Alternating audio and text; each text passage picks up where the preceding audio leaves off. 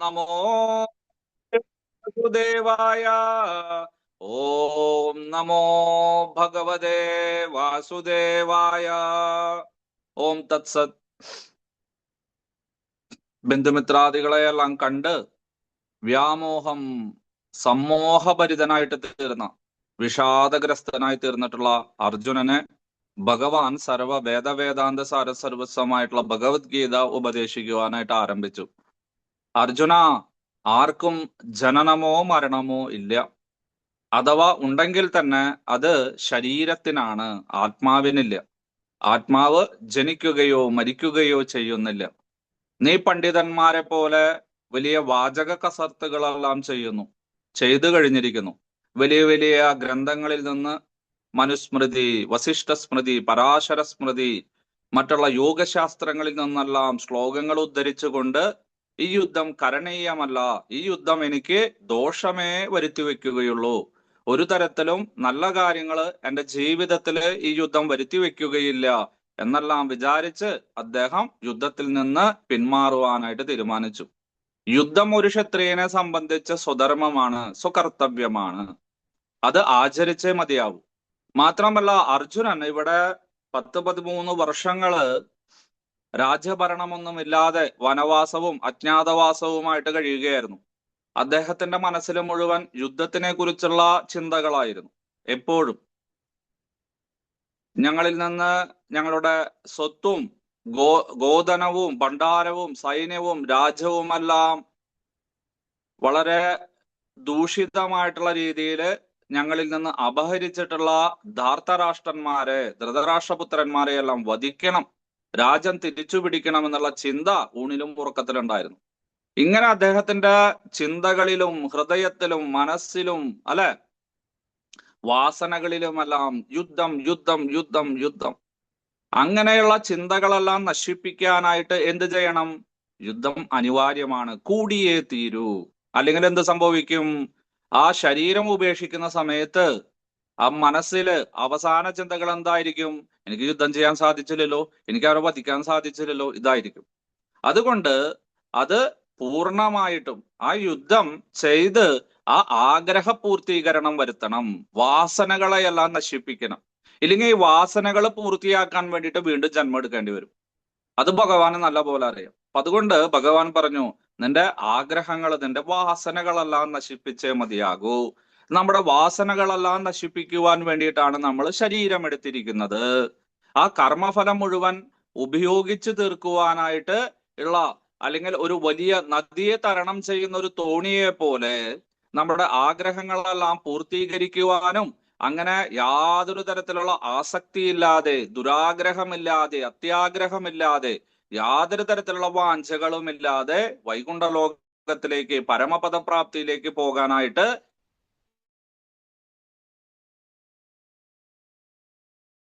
നാം എടുത്തിരിക്കുന്നത്.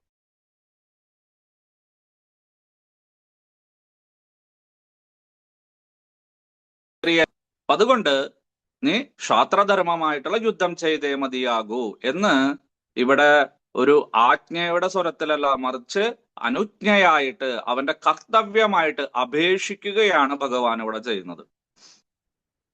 ശുക്ല യജുർവേദീയമായിട്ടുള്ള കഠോപനിഷത്തിലെ പ്രസിദ്ധമായിട്ടുള്ള 2 ശ്ലോകങ്ങൾ, പ്രഥമ വല്യയിലെ 2ാമത്തെ അധ്യായത്തിലെ 18-19 ശ്ലോകങ്ങൾ ഉദ്ധരിച്ചുകൊണ്ടാണ് ഇവിടെ ഭഗവാൻ ഇദ്ദേഹത്തിനോട്, അർജുനനോട് ഇതെല്ലാം പറയുന്നത്. ശ്ലോകം 19 എന്താ പറഞ്ഞത്? യേനം വേത്തി ഹന്ധാരം യൈനം മന്യദേഹദം ഉഭൗ തൗ ന വിജാനീതോ നായം ഹന്തിന ഹന്യതേ. നചികേതസിനോട്, ചെറിയൊരു പീക്കിരി പയ്യനോട്, കുട്ടിയോട് യമധർമ്മൻ പറയുന്നതാണ്. ധർമ്മരാജാവ് പറയാണ്, അല്ലയോ ഉണ്ണി, ഇവിടെ ആരും തന്നെ മരിക്കുന്നുമില്ല, ജനിക്കുന്നുമില്ല. അത് ഈ ഒരു തത്വം അറിഞ്ഞു കഴിഞ്ഞാൽ പിന്നെ ആരെ കൊല്ലിക്കാനാണ്, ആരെ വധിക്കാനാണ്? രണ്ടുപേർക്കും അറിയുന്നില്ല സത്യം. ആ പരമസത്യം അറിയുന്നില്ല. എന്താണ്? ആർക്കും ആരെയും വധിക്കുവാനോ വധിപ്പിക്കുവാനോ സാധിക്കില്ല, കൊല്ലാനോ കൊല്ലിപ്പിക്കാനോ സാധിക്കില്ല.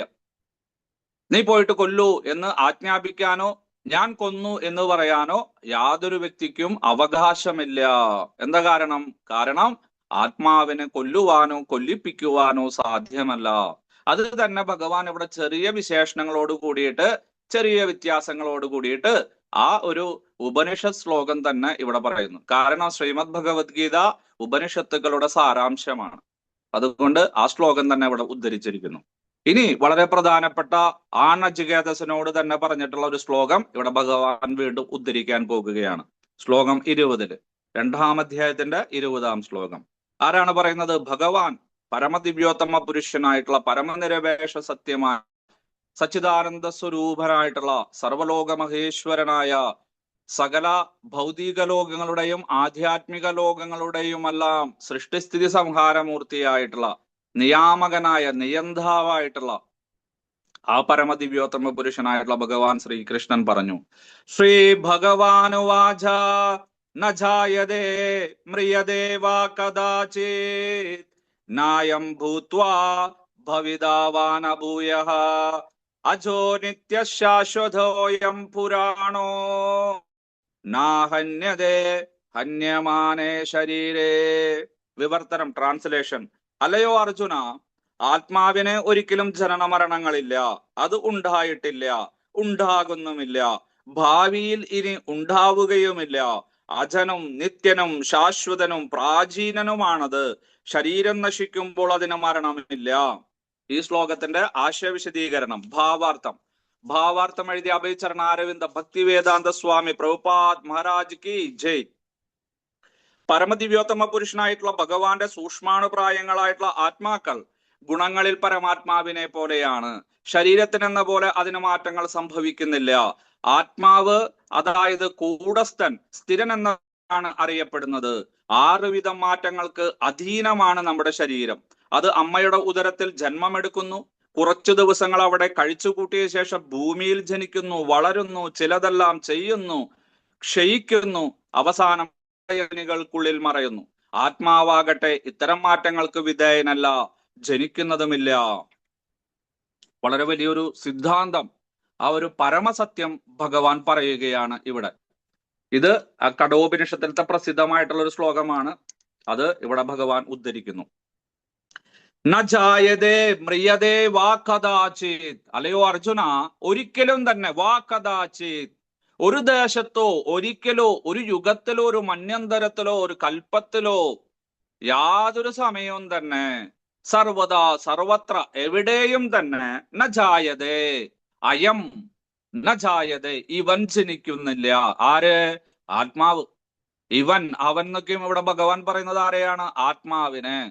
ആത്മാവ് ന ജായതേ, ജനിക്കുന്നില്ല. പിന്നെ ആരാ ജനിക്കുന്നത്? ശരീരം.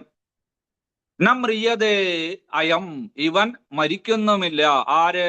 ആത്മാവ്, നമ്മുടെ ഉണ്ണി.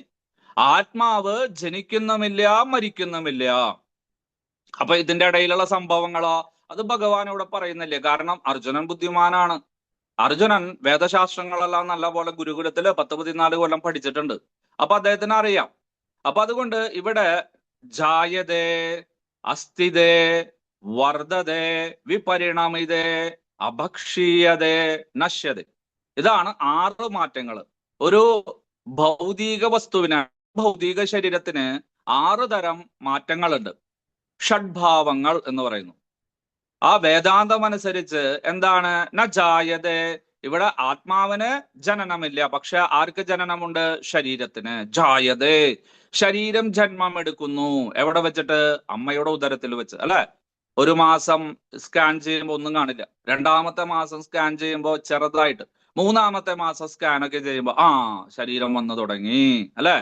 എവിടെ നിന്നോ പഞ്ചഭൂതങ്ങളിൽ നിന്ന് എടുത്തിട്ട് നമ്മുടെ അസ്ഥികളും മജ്ജയും മാംസവും, അല്ലെ, നമ്മുടെ സിരകളും രക്തധമനികളും, അല്ലെ, നാഡീനരമ്പുകളും എല്ലാം വളരുവാനായിട്ട് ആരംഭിച്ചു. അതാണ് അവൻ ജനിച്ചിരിക്കുന്നു. ജായതേ. പിന്നെന്താണ്? അസ്ഥിതേ, ജനിച്ചു. മുട്ടയുടെ പോലെയാണോ? അവന് ചലനമൊന്നുമില്ലേ? ഉണ്ട്. അസ്ഥിതേ ഉണ്ട് അവന്, അല്ലെ? അസ്ഥി അവന് ഉണ്ട്. നമ്മുടെ ശരീരത്തിലെ അസ്ഥിയല്ല ഇത്, ആ ഉണ്ട് എന്നറിയുന്നിടത്തിലുള്ള അസ്ഥി. അസ്ഥിതേ. പിന്നെന്താണ്? വളരുന്നുണ്ടോ? പിന്നെ 3-ാം മാസം സ്കാൻ ചെയ്യുമ്പോഴത്തെ അവസ്ഥയാണോ? 8-ാം മാസത്തിലും 9-ാം മാസത്തിലും? അല്ല. വർദ്ധതേ. അവന് വർദ്ധിച്ചിരിക്കുന്നു. എന്താണ് വർദ്ധിച്ചിരിക്കുന്നത്? അവന്റെ ശരീരം വലുതായിരിക്കുന്നു.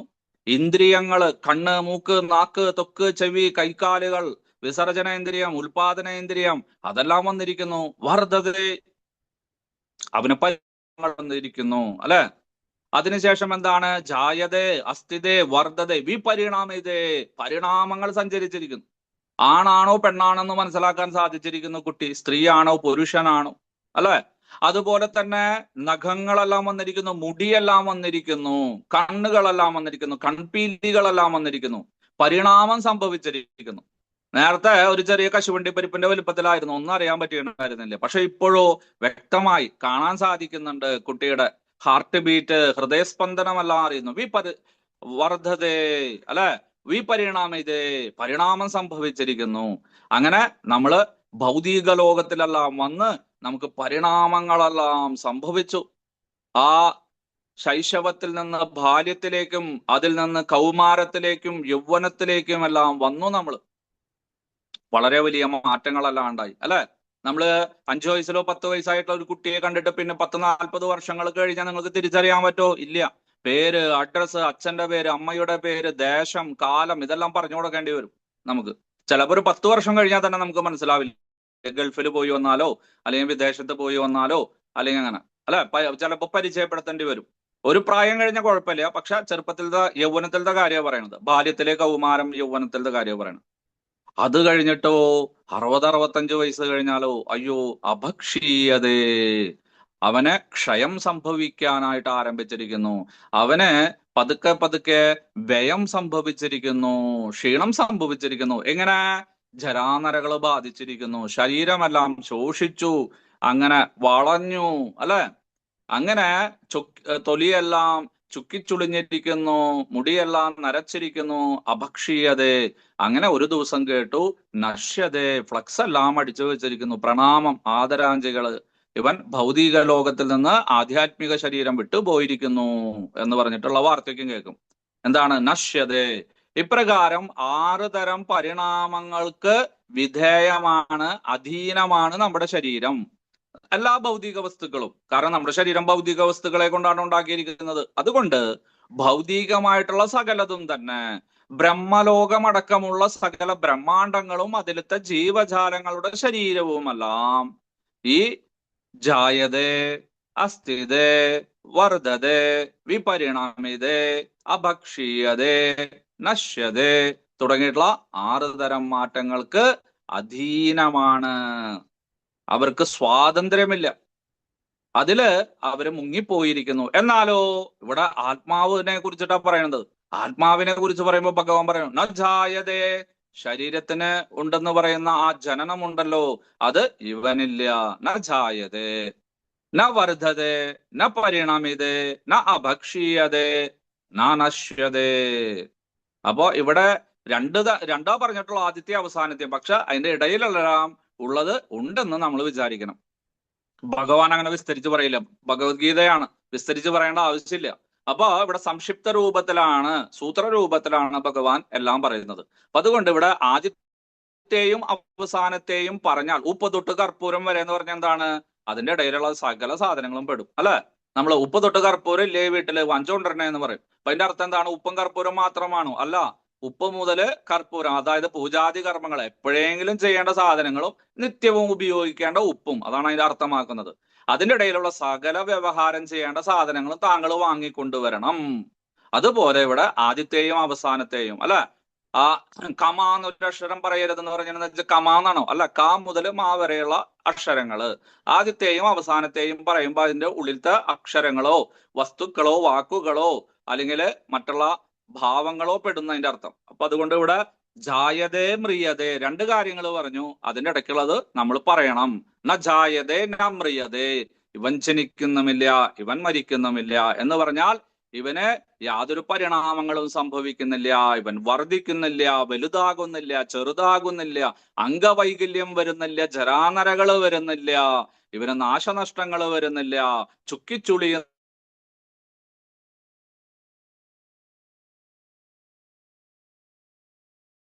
അങ്ങനെ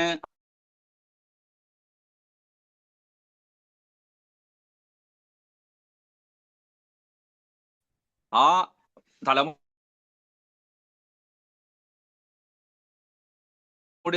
അഗ്രത്തിന്റെ 10,000-ൽ ഒരു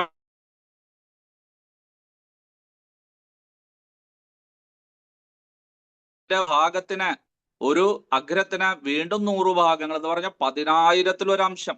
അതാണ് ഭാഗോ ജീവസ ഏവായം. ആ ഒരു ഭാഗത്തിനെയാണ് ജീവകണികയുടെ, ജീവസത്തയുടെ, ജീവാത്മാവിന്റെ വലിപ്പം എന്ന് പറയുന്നത്. തലമുടിനാരിന്റെ അഗ്രത്തിന്റെ 10,000-ൽ ഒരു അംശം. ഇത്തരത്തിലുള്ള അവന് ജായതേ മ്രിയദേവാ കഥാചിത്, ഒരിക്കലും തന്നെ, എപ്പോഴും തന്നെ, ഇനി ഒരിക്കലും അവന് ജനനമോ മരണമോ ഉണ്ടായിട്ടില്ല. ആ സർഗാദിയില്, പ്രപഞ്ച സൃഷ്ടിയുടെ ആരംഭത്തില്, വിശ്വസൃഷ്ടിയുടെ ആരംഭത്തില് എത്ര എണ്ണമാണോ അത് തന്നെയാണ് ഇപ്പോഴും. ഇനി കോടിക്കണക്കിന് വർഷങ്ങൾ കഴിഞ്ഞാലും ആ എണ്ണത്തില് യാതൊരു വ്യത്യാസവും ഉണ്ടാകുന്നില്ല, അത് തന്നെയായിരിക്കും. പക്ഷെ വേഷഭൂഷാദികളില്, നാമരൂപങ്ങളിൽ വ്യത്യാസം ഉണ്ടായിരിക്കും. അല്ലെ, നമ്മുടെ പേരുകൾ മാറും, നമ്മുടെ ജീവയോനികൾ മാറും, അല്ലെ, നമ്മുടെ ബ്രഹ്മാണ്ടങ്ങൾ മാറും, ചിലപ്പോൾ നമ്മൾ ജനിക്കുന്നതോ അല്ലെങ്കിൽ നമ്മൾ വസിക്കാൻ പോകുന്നതോ ആയിട്ടുള്ള. പക്ഷെ എണ്ണം ആ സർഗാദിയിൽ എത്രയാണോ അത് തന്നെ. ന ജായതേ മ്രിയതേ ന അയം ഭൂത്വാ ഭവിതാ വാനഭൂയഃ, ഇവൻ ഉണ്ടായിട്ട് ഇല്ലാതായിത്തീരുന്നില്ല, ഇല്ലാതായിട്ട് ഉണ്ടാകുന്നുമില്ല. അല്ല, ഇനി ആൾക്കാർ വിചാരിക്കും ഇവൻ ജനിക്കുന്നില്ല, മരിക്കുന്നില്ല, പക്ഷെ ഇവൻ എപ്പോഴെങ്കിലും എണ്ണം കുറയുമല്ലോ പ്രഭു എന്ന് പറഞ്ഞാൽ എണ്ണവും കുറയുന്നില്ല. നായം ഭൂത ഭവിത വാനഭൂയഃ, ഇവൻ ആവിർഭവിച്ചിട്ട് തിരോഭവിക്കുകയോ തിരോഭവിച്ചിട്ട് ആവിർഭവിക്കുകയോ ചെയ്യുന്നില്ല, കുറച്ച് സമയത്തേക്ക്. അതാണ് വാകഥാചിത്, ഒരിക്കലും തന്നെ.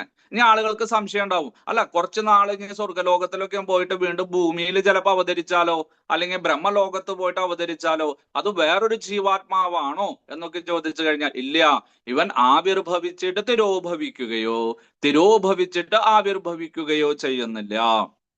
അല്ലെ, സൂര്യന്റെ പോലെ. രാവിലെ സൂര്യൻ ഉദിക്കുന്നു കിഴക്ക്, പടിഞ്ഞാറ് അസ്തമിക്കുന്നു. അപ്പൊ കുട്ടിയോട് ചോദിക്കും, അമ്മേ നമ്മുടെ സൂര്യൻ ചേട്ടൻ എവിടെ പോയത്? അപ്പൊ അമ്മ പറയും, അത് അമേരിക്കയിലേക്ക് പോയിരിക്കുകയാണ്, കാനഡയിലേക്ക് പോയിരിക്കുകയാണ്, അത് പടിഞ്ഞാറൻ രാജ്യങ്ങളിലേക്ക് പോയിരിക്കുകയാണ്, നാളെ രാവിലെ ഇനി വരലോട്ടോ ഉണ്ണി എന്ന് പറയും. അല്ലെ, ഭക്ഷണമൊക്കെ കൊടുക്കുമ്പോ കുട്ടിയെ കൊഞ്ചിപ്പിച്ചിരിക്കുന്ന സമയത്ത്. അപ്പൊ നമ്മുടെ ചന്ദ്രൻ ചേട്ടനാ, നമ്മുടെ ശശിയേട്ടൻ, ചന്ദ്രൻ കുഞ്ഞ് എന്താ, അവനും അതുപോലെ തന്നെ രാത്രി വരും, പകല് പിന്നെ വേറെ ഏതോ സ്ഥലത്ത് പോയിട്ട് പിന്നെ രാത്രി വരുള്ളൂ. അപ്പൊ കുട്ടി, നമ്മൾ ചെറുപ്പത്തിലൊക്കെ അങ്ങനെ വിചാരിച്ചിരിക്കണേ. പക്ഷെ നമുക്കറിയാം, ഇപ്പൊ നമുക്ക് മനസ്സിലായി, സൂര്യനും ചന്ദ്രനും ഒരു സ്ഥലത്തേക്കും പോകുന്നില്ല, ഭൂമിയാണ് അതിനെ കറങ്ങുന്നത് എന്നെല്ലാം മനസ്സിലായി. അപ്പൊ അതുപോലെ ഇവിടെ ആത്മാവ് ജനിക്കുകയോ മരിക്കുകയോ വേറെ സ്ഥലത്തേക്ക് പോകുകയോ തിരിച്ചു വരികയോ ആവിർഭവിച്ചിട്ട് തിരോഭവിക്കുകയോ തിരോഭവിച്ചിട്ട് ആവിർഭവിക്കുകയോ ഉണ്ടായിട്ട് ഇല്ലാതായി തീരുകയോ ഇല്ലാതായിട്ട് ഉണ്ടായി തീരുകയോ ഒന്നും ചെയ്യുന്നില്ല. ഷഡ്ഭാവരഹിതനാണ് ആത്മാവ്, ഷഡ്ഭാവത്തിന് അധീനമാണ്. അല്ലെ, അതിന് അതീശമാണ് നമ്മുടെ ഭൗതിക ശരീരം. ഇതാണ് ശരീരവും ആത്മാവും തമ്മിലുള്ള വലിയ വ്യത്യാസം. ഇനി അതിന്റെ ഒരു പട്ടിക തിരിച്ചിട്ട് നമ്മള് ഇതിന്റെ സവിശേഷതകളൊക്കെ എഴുതണം കേട്ടോ, അപ്പോൾ നമുക്ക് മനസ്സിലാക്കാനായിട്ട് സാധിക്കുള്ളൂ. അജോ നിത്യ ശാശ്വത അയം പുരാണഃ. മാത്രമല്ല അർജുന, ഇവൻ അജനാണ്, ജനനരഹിതനാണ്, ഇവൻ ജനിക്കുന്നില്ല. ഇവന് ഒരു പ്രാവശ്യം ജനനം ഉണ്ടായിട്ടുള്ളൂ, ആദ്യം എന്നോടൊപ്പം തന്നെ. അജനാണ് ഇവൻ, പിന്നീട് ഇവൻ ജനിച്ചിട്ടില്ല. പിന്നെയോ നിത്യഃ, എപ്പോഴും ഉണ്ടായിരിക്കും ഇവൻ, നിത്യനാണ്, ഇവനൊന്നും തന്നെ ചെയ്യാൻ സാധിക്കില്ല, അവിടെ ഇവിടെ ആയിരിക്കുന്നു മാത്രം. അല്ലെ, അവൻ നിത്യനാണ്, എപ്പോഴും ഉണ്ടായിരിക്കും. പിന്നെയോ ശാശ്വത, ശാശ്വതനാണ്. അല്ല, ഇതെല്ലാം ഒരു പദമാണല്ലോ, അജൻ, നിത്യൻ, ശാശ്വതൻ എന്നൊക്കെ പറഞ്ഞാൽ ഒരു പദമാണല്ലോ. വ്യത്യസ്ത അർത്ഥങ്ങളാണോ ഇതിനെന്ന് ചോദിച്ചാൽ അല്ല, ഒരർത്ഥം തന്നെയാണ്. പക്ഷെ വേദാന്തികള് അല്ലെങ്കിൽ നിരീശ്വരവാദികള് അല്ലെങ്കിൽ യുക്തിവാദികളെല്ലാം ചിലപ്പോ ഇതിലെ ലൂപ്പ് ഹോള് കണ്ടെത്തിയിട്ട് ചിലപ്പോ ഇതിനെ തർക്ക വിഷയമായിട്ട് ഭാവിച്ചേക്കാം. അല്ലെങ്കിൽ ഇത് പറഞ്ഞിട്ടില്ലല്ലോ, ഇതായിക്കൂടെ എന്നങ്ങനെ ചോദിക്കുകയാണെങ്കിൽ ഭഗവാൻ അത് മുൻകൂട്ടി കണ്ടുകൊണ്ട്, ബുദ്ധിമാനാണ് അദ്ദേഹം. അപ്പൊ അതുകൊണ്ട് ഇവിടെ പറയുന്നു, ഇല്ലില്ല, ഒന്നും തന്നെ സംഭവിക്കുന്നില്ല. ആത്മാവിന് അതിന്റെ സ്വരൂപത്തിൽ നിന്ന് യാതൊരു തരത്തിലുള്ള മാറ്റങ്ങളും സംഭവിക്കുന്നില്ല എന്ന് പറയുവാൻ വേണ്ടിയിട്ടാണ് ഇതിന്റെ ഒരേ അർത്ഥമാണ് പറയുന്നതെങ്കിലും വ്യത്യസ്ത ആംഗിളിൽ നിന്ന്, വ്യത്യസ്ത ഭാവങ്ങളിൽ നിന്ന് വ്യത്യസ്ത അർത്ഥങ്ങളെ ഉൾക്കൊള്ളുന്നതായിട്ടുള്ള ഈ പദങ്ങളെല്ലാം ഉപയോഗിച്ചിരിക്കുന്നത് അല്ലെ. ഇവൻ ജനിക്കുന്നുമില്ല, മരിക്കുന്നുമില്ല, ഇവൻ ഉണ്ടായിട്ടുണ്ടാകുന്നുമില്ല, ഇല്ലാതായിട്ട് ഉണ്ടാകുന്നുമില്ല, അതൊക്കെ പറഞ്ഞു. എന്നിരുന്നാലും ഇനി ആർക്കെങ്കിലും സംശയം തോന്നുന്നുണ്ടെങ്കിൽ അതും കൂടി പൂർണ്ണമായിട്ടും പാടെ ഉപേക്ഷിക്കുവാനാണ് ഭഗവാൻ ഈ അജനാണ്, നിത്യനാണ്, ശാശ്വതനാണ്, പുരാണനാണ്, ഇവൻ പണ്ടേ ഉള്ളവനാണ്, എന്നാലോ ഇവൻ പുതിയതുപോലെ ഇരിക്കുന്നവനുമാണ്. അതാണ് പുരാണഹ എന്നുള്ള. പുരാ പ്ലസ് നവഹ രണ്ടും കൂടിയതാണ്. പണ്ടുള്ളവനുമാണ്, അതേസമയം തന്നെ ഇവൻ പുതിയവനുമാണ്, പുതിയതുപോലെ ഇരിക്കുന്നവനുമാണ്. അല്ലെ, ചില വീട്ടിലത്തെ പാത്രങ്ങൾ എത്ര വർഷമായി, അയ്യോ ഇതെന്റെ മുത്തച്ഛന്റെ വിവാഹത്തിന് കിട്ടിയതാണ്, എത്ര 10-50 വർഷങ്ങൾക്ക് മുണ്ട്, ഇന്നലെ വാങ്ങിയ പോലെ അല്ല, പോളിഷൊക്കെ ചെയ്ത് അല്ല, നിലവിളക്കും പാത്രങ്ങളും ഒക്കെ ഇരിക്കുന്നത് കാണുമ്പോൾ നമ്മൾക്ക് ഇന്നലെ വാങ്ങിയ പോലെ. നമ്മുടെ വീട്ടിലത്തെ പൂജാപാത്രങ്ങളാണെങ്കിലോ അയ്യോ അത് 10-25 വർഷങ്ങൾ പഴക്കമുള്ളതായിട്ട് തോന്നും. പക്ഷെ 1 മാസം മുമ്പ് വാങ്ങിയിട്ടുണ്ടാവുള്ളൂ. ശരിക്കും സോപ്പിട്ട് കിഴകാണ്ട് ഇതൊക്കെ ആയിട്ട് അതിന്റെ ആചമന പാത്രത്തിന്റെ അതിന്റെ മണിയുടെ ഒക്കെയും. അപ്പോ ഇങ്ങനെ ഇവിടെ ആ പഴയതാണെങ്കിലും പുതിയതുപോലെ ഇരിക്കുന്ന പുരാണഹ, അവനെ അയം, ആരെ, ആത്മാവിനെ, ഈ തലമുടി നാരിന്റെ അഗ്രത്തിന്റെ 10,000-ൽ ഒരു അംശം വലുപ്പമുള്ള അവനെ നഹന്യതേ, അവനെ വധിക്കുവാനായിട്ട് സാധിക്കില്ല. ഹന്യമാനേ ശരീരേ, ശരീരത്തിനെ നിങ്ങൾക്ക് ഹനിക്കുവാൻ സാധിക്കും, ശരീരത്തിനെ വെട്ടിമുറിക്കുവാൻ സാധിക്കും, ശരീരത്തിനെ നിങ്ങൾക്ക് കഷ്ണങ്ങളാക്കാൻ സാധിക്കും, അതിനെ ഇല്ലാതാക്കുവാൻ സാധിക്കും. പക്ഷെ ശരീരം ഹന്യമാനെ, ആ ശരീരത്തിനെ നശിപ്പിക്കുമ്പോഴും അതിൻ്റെ ഉള്ളില് ഉണ്ടായിരിക്കുന്ന ശരീരി ഉണ്ടല്ലോ, ഈ ദേഹത്തിനെ നശിപ്പിക്കുമ്പോഴും ദഹിപ്പിക്കുമ്പോഴും ആ ദേഹത്തിന്റെ ഉള്ളിലിരിക്കുന്ന ദേഹി ഉണ്ടല്ലോ, ഈ ആത്മാവുണ്ടല്ലോ, അവന് ഒന്നും ചെയ്യുവാനായിട്ട് സാധിക്കില്ല. കാരണം അവന് ജനനമോ മരണമോ അതിന്റെ ഇടയ്ക്കുള്ള ആ ഷഡ്ഭാവങ്ങളോ ഇല്ല. അവൻ അജനാണ്, നിത്യനാണ്, ശാശ്വതനാണ്, പുരാണനാണ്. അപ്പൊ എന്തിനാ ഇത്രയും അർത്ഥങ്ങള് കൽപ്പിച്ചിരിക്കുന്നത് എന്ന് വിചാരിച്ചു കഴിഞ്ഞാൽ, ഇപ്പോ നമ്മുടെ വ്യാവഹാരിക തലത്തില്, നമ്മുടെ പാരമാർത്ഥിക തലത്തിലല്ല, പാരമാർത്ഥിക തലത്തിൽ ആത്മാവിന് ഒന്നും തന്നെ ഇല്ല, ശുദ്ധമായിട്ടുള്ള അവബോധമാണ്, ശുദ്ധമായിട്ടുള്ള ഉണ്മയാണ്, സത്യചിത്ത് ആനന്ദ സ്വരൂപമാണ്. പക്ഷെ ചിലപ്പോ നമ്മുടെ ഈ വ്യാവഹാരിക തലത്തിലോ അല്ലെങ്കിൽ സന്ദർഭ തലത്തിലോ ഒക്കെ നമുക്ക് ചിലപ്പോ എന്തെങ്കിലും അതിനെ ഉപമ കൽപ്പിക്കേണ്ടി വരും. ഉദാഹരണത്തിന്, ഒരു വ്യക്തി നല്ല ആജാനുബാഹുവായിരുന്നു, 6 അടി ഉയരം, അല്ലെ, നല്ല ബലിഷ്ഠമായിട്ടുള്ള ശരീരം. പക്ഷെ കുറച്ചു കഴിയുമ്പോൾ അദ്ദേഹത്തിന് എന്തെങ്കിലും മാരക രോഗങ്ങളോ പകർച്ചവ്യാധികളോ ഒക്കെ വന്നിട്ട് അദ്ദേഹത്തിന്റെ ശരീരം ക്ഷയിക്കും, അല്ലെ, അദ്ദേഹത്തിന്റെ ആ പ്രസരിപ്പതൊക്കെ പറയും. അപ്പൊ നമ്മൾ എന്താ പോയി, ഓ അവൻ നശിച്ചു, അല്ലെ, അവൻ വ്യയം സംഭവിച്ചു, അവൻ ജീർണിച്ചു, അവൻ വണ്ണം കുറഞ്ഞു എന്നൊക്കെ പറയും. അങ്ങനെയുള്ള എന്തെങ്കിലും ആത്മാവിന് സംഭവിക്കുന്നുണ്ടോ? ഇല്ല. അന്നും ഇത് കേശാഗ്ര ശതഭാഗസ്യ ശതതാ കൽപ്പിതസ്യ ബാലാഗ്ര ശതഭാഗസ്യ, തലമുടി നാരിന്റെ അഗ്രത്തിന്റെ 10,000-ൽ ഒരു അംശമാണ് ജീവസ്വരൂപം. ഇന്നും അങ്ങനെ തന്നെ, ഇനി 1000-10,000 കോടി വർഷങ്ങൾ കഴിഞ്ഞാലും അങ്ങനെ തന്നെ. അല്ല, മനുഷ്യരുടെയും അല്ലെ ജീവജാലങ്ങളുടെയും സസ്യങ്ങളുടെയും ദിനോസറിന്റെയും ബ്രഹ്മദേവന്റെയും അതുപോലെ തന്നെ കൊറോണ വൈറസിന്റെയും ശരീരത്തില് ഇത് തന്നെ, യാതൊരു വ്യത്യാസമല്ല. അപ്പൊ അത് പറയാൻ വേണ്ടിയിട്ടാണ് ഇവിടെ അജഹ, നിത്യഹ, ശാശ്വതഹ, പുരാണഹ എന്നീ 4 വാക്കുകൾ ഉപയോഗിച്ചിരിക്കുന്നത്. ഇനി വേറൊരു അർത്ഥത്തില്, വലിയൊരു ധനികനുണ്ട് ഞങ്ങളുടെ വീടിന്റെ അടുത്ത്, അല്ലെ, അദ്ദേഹത്തിന് 10-12 ബസ്സുകൾ ഉണ്ടായിരുന്നു, വേറെ ട്രാവലർ ഒരു 4 എണ്ണം, 3-4 കെട്ടിടങ്ങള്, കടകള്, അല്ലെ, അതുപോലെ തന്നെ ഓട്ടോ വാടകയ്ക്ക് കൊടുക്കണ്ടായിരുന്നു 10-15 എണ്ണം. അങ്ങനെ വലിയ ധനികനായിരുന്നു. പക്ഷെ അദ്ദേഹത്തിന്റെ മക്കള് ശരിയല്ലാത്തത് കൊണ്ട് പതുക്കെ പതുക്കെ പതുക്കെ മദ്യപാനവും മറ്റുള്ള കാര്യങ്ങളെല്ലാം കുട്ടികളെല്ലാം നശിപ്പിച്ചു, ബസ്സെല്ലാം വിൽക്കേണ്ടി വന്നു, അപകടങ്ങള്, കേസുകള്. അങ്ങനെ അദ്ദേഹം ഇപ്പോ വാടകയ്ക്കാണ് താമസിക്കുന്നത്. അപ്പൊ നമ്മൾ എന്ത് പറയും, നശിച്ചു കേട്ടോ, ഭാസ്കരൻ നായർ നശിച്ചു, അയ്യോ എങ്ങനെ ഇരുന്ന ആളായിരുന്നു അദ്ദേഹത്തിന്, അല്ലെ. അപ്പൊ പറയും, അപ്പൊ അദ്ദേഹത്തിനെയും നശിച്ചു, വ്യയം സംഭവിച്ചു, ജീർണിച്ചു, അല്ലെ, മരിച്ചു എന്നൊക്കെ വേണമെങ്കിൽ പറയാം നമ്മള്. പക്ഷേ ഞാൻ നല്ല കണ്ടതാണല്ലോ. അപ്പൊ നമ്മള് നശിച്ചു മരിച്ചു എന്ന് പറഞ്ഞാൽ അതല്ല അർത്ഥമാക്കുന്നത്. അദ്ദേഹത്തിന്റെ ആ ഒരു ഐശ്വര്യം, അദ്ദേഹത്തിന്റെ സമ്പത്ത് നശിച്ചു എന്നാ പറയണത്, അല്ലെ. ഇനി ഒരു വൃക്ഷത്തിന്റെ കാര്യം എടുത്തോളൂ. നിങ്ങളുടെ വീടിന്റെ അടുത്ത് ഒരു വലിയ വൃക്ഷമുണ്ട്, എന്തെങ്കിലും മാമ്പഴമോ ചക്കയോ അരയാലോ അല്ലെങ്കിൽ മറ്റുള്ള എന്തെങ്കിലും ഫലമൂലാദികളൊക്കെ ഉണ്ടായിട്ട് നിൽക്കുന്നത്. ആ ഒരു ദിവസം ഇടിമിന്നലോ അല്ലെങ്കിൽ ആരെങ്കിലും കുറച്ച് പെട്രോളോ ഡീസലോ എന്തെങ്കിലും സാമൂഹിക ദ്രോഹികൾ എന്തെങ്കിലും ചെയ്തു, കുറച്ച് കഴിയുമ്പോൾ അതിന്റെ ഇലകളെല്ലാം വാടാനായിട്ട് ആരംഭിച്ചു, കൊഴിഞ്ഞു, അതിന്റെ ശാഖകളെല്ലാം ഉണങ്ങി, അവസാനം ആ വൃക്ഷം അവിടെ നിൽക്കുന്നുണ്ടെങ്കിലും അത് നശിച്ച പോലെ. അപ്പൊ നമ്മൾ എന്താ പറയാ? ആ വൃക്ഷം മരിച്ചു കേട്ടോ, നശിച്ചു. അല്ല, കണ്ടൂലോ, ഞാൻ കഴിഞ്ഞ ആഴ്ച കണ്ടൂലോ അവിടെ ആ വൃക്ഷം നിൽക്കുന്നത്. അല്ല, അത് നശിച്ചു, അല്ലെ? അപ്പൊ അത് ഇങ്ങനെ നമ്മള് നമ്മുടെ ആ ജീവിത തലത്തില്, ആ വ്യാവഹാരിക തലത്തില് നമ്മൾ ഒരു വസ്തുവിനെ, വ്യക്തിയൊക്കെ നമ്മൾ പല അർത്ഥങ്ങൾ സൂചിപ്പിക്കാറുണ്ട്. ഈ മരിച്ചു, ജനിച്ചു, ക്ഷയിച്ചു, ഇല്ലാതായി എന്നൊക്കെ പറഞ്ഞിട്ട്. അപ്പൊ ഇതെല്ലാം നമ്മുടെ ആത്മാവിൽ ആരോപിക്കപ്പെടുമോ എന്ന് ചോദിച്ചു കഴിഞ്ഞാൽ ഇല്ല. കാരണം ഭഗവാൻ അറിയാം, നമ്മൾ ഇങ്ങനെയുള്ള കാര്യങ്ങളൊക്കെ ചിലപ്പോ ഈ ക്ലാസ് എടുക്കുന്ന ആൾക്കാരോടൊക്കെ ചോദിച്ചാലോ എന്ന് പേടിച്ചിട്ട് ഭഗവാൻ ഈ ക്ലാസ് ആദ്യമേ തന്നെ എന്ത് പറഞ്ഞു?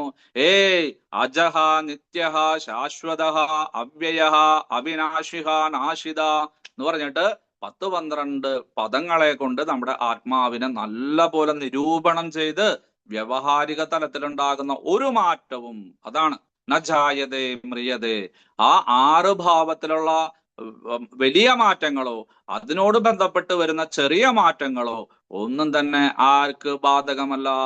ആത്മാവിന് ബാധകമല്ല. നഹന്യതേ ഹന്യമാനേ ശരീരേ. ശരീരത്തിനെ ഹനിക്കുവാൻ, വധിക്കുവാൻ, ഇല്ലാതാക്കുവാൻ, കൊല്ലുവാൻ സാധിക്കും. പക്ഷെ ആ ശരീരത്തിന്റെ ഉള്ളിലിരിക്കുന്ന ശരീരിയെ, ആത്മാവിനെ, അല്ലെ, ആ ഒന്നും തന്നെ ചെയ്യാനായിട്ട് സാധിക്കില്ല. അല്ല, ഇവിടെ ആത്മാശബ്ദം ഉപയോഗിച്ചിട്ടില്ലല്ലോ എന്ന് ചോദിച്ചു കഴിഞ്ഞാൽ ശരിയാണ്. കാരണം ആത്മാവ് ശുദ്ധമാണ്, സത്വമാണ്, അല്ലെ, നമ്മുടെ സ്വരൂപമാണ്. പക്ഷെ ഇവിടെ പറയുന്നതെല്ലാം എന്തിനെ കുറിച്ചിട്ടാണ്? ശരീരി, ശരീരത്തിന്റെ ഉള്ളിലിരിക്കുന്ന ആത്മാവിനെ കുറിച്ചിട്ടാണ്, പുറമേയുള്ള ആത്മാവിനെ കുറിച്ചിട്ടല്ല.